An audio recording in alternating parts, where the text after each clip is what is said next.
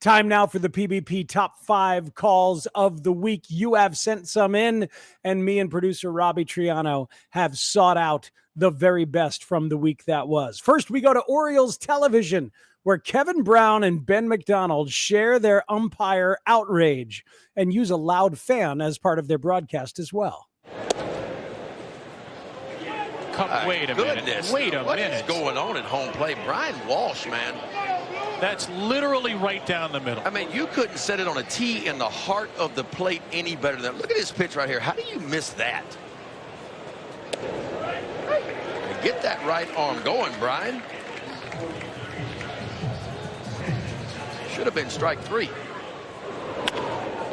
Clement up the middle for a base hit.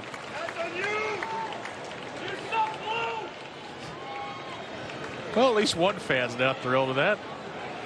Yeah, he can see it from way back here. Yeah, he's not even looking at the monitor. That's on you. Indeed, whoever that guy is, when the crowds are that small, I guess he can really play along. I wonder if he was really close to the broadcast booth or it was just the benefit of low attendance. We move on to number 4. Colson Montgomery has been absolutely on fire for the White Sox. And on the radio, Len Casper of the White Sox radio team was describing one of the games where they just had a couple of hits, but a couple of them were bombs. 1-2 on Colson Montgomery. Sox have 4 hits. 2 have left the ballpark. And make it 3. Deep right. He's done it again. And that one off the facing of the second level. Colson Montgomery now with 8 home runs over his last 12 games. And let's see. Covering 48 at-bats. Wow. And there's the context we needed with how many home runs since the All-Star break for the red-hot youngster Colson Montgomery.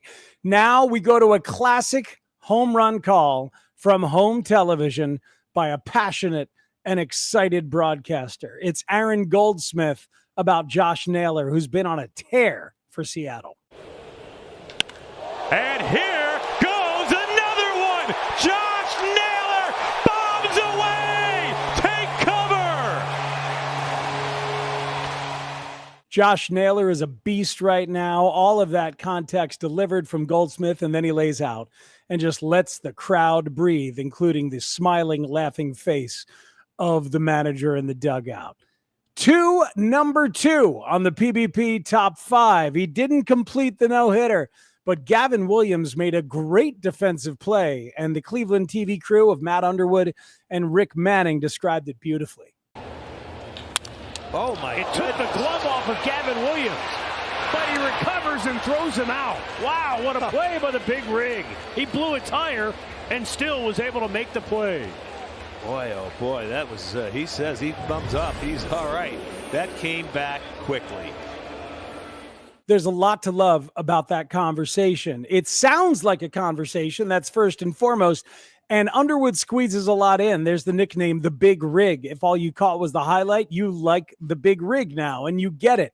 And I really enjoyed blew a tire as the description of the ball knocking the glove off of his hand and it's spinning around there near the mound. That made a lot of sense. So good stuff from Cleveland TV. Well, number 1 on our PBP top 5 is Michael Kay and Paul O'Neill speaking the truth about a ragtag week from the New York Yankees. Ground ball, base hit to right field. Sanoa rounds third. He'll score. The ball gets past Caballero. Marcy gets up. He's going to score.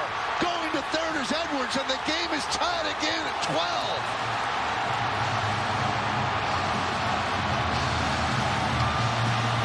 Michael, you get to a point where you just can't make this up. I mean, the ball gets by. I mean, the base hits. The runners are running. It's like a Little League game going on out here. This whole game, Paul, kind of has the feel of you're having a bad dream and you cannot wake up.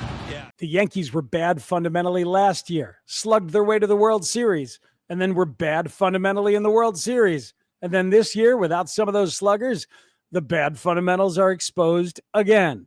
Michael Kay and Paul O'Neill with the truth, and that makes them number 1 on this week's PBP Top 5. Time now for our bonus call, the Closer Entrance Edition. Look, this is largely visual, but I want you to hear, if you're listening on the app, what Tom McCarthy and John Kruk do. Not just allowing space for this, but thanking another ball club and giving you the context that a lot of people came out of this not truly understanding. The lead. We're not going anywhere because, Phillies fans, we are introducing you to Johan Duran's entrance into a ballpark. Get your phones out.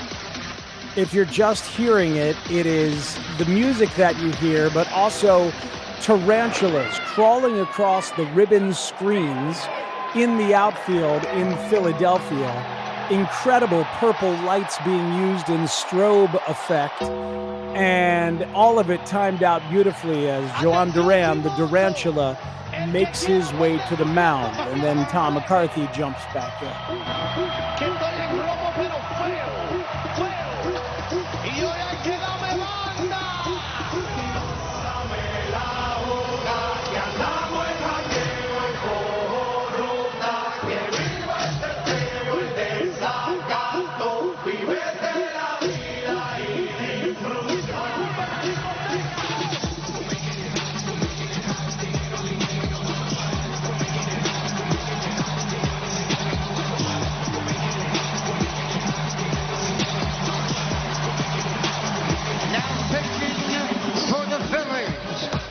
Number 59, Johan Duran.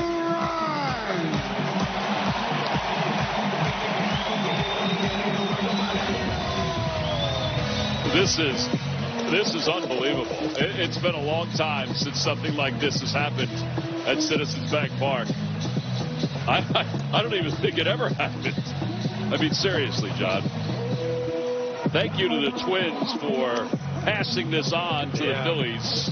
Yeah, this is beautiful. And the production crew here at the ballpark did an amazing job of just buying into it and using it. A lot of people, when they saw this the first time, thought the Phillies invented it, but it was the Twins.